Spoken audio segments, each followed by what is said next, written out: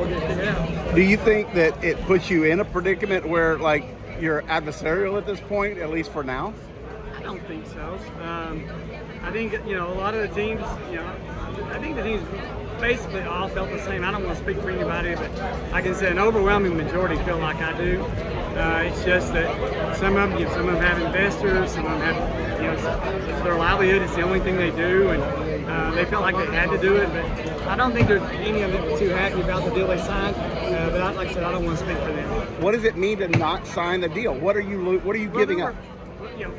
In February of 2023, we started this process, and the owners kind of acquiesced around 4 things that we wanted to see in the next charter agreement. We wanted charter agreements that were more permanent. There were 4 things that were really the 4 objectives that we had, and so here we are almost 2 years later, and we didn't get any of those objectives. And so in areas where we had hoped to move the ball forward and do some things, we actually regressed, and it's just been tough. I won't lie to you. I think there's been a concerted effort to pull back a lot of the team's rights as far as governance.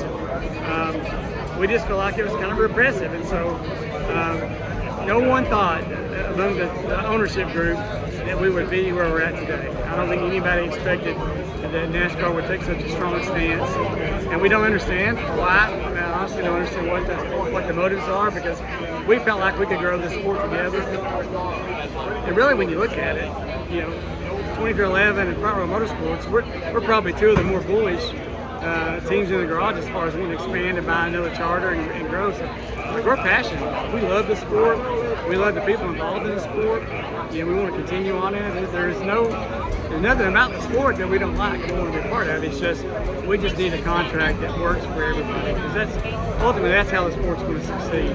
And we need to figure out a way to make the sport bigger, not keep it small, and not keep the teams where they're powerless. And so that's all our goals ever been.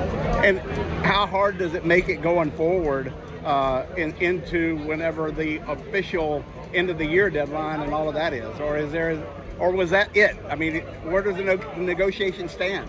I don't want to speak for NASCAR. I don't know where they stand, but I think there'll be some conversations. Hopefully it's not over. Like I said, I don't want to see this thing drag into 2025 or beyond.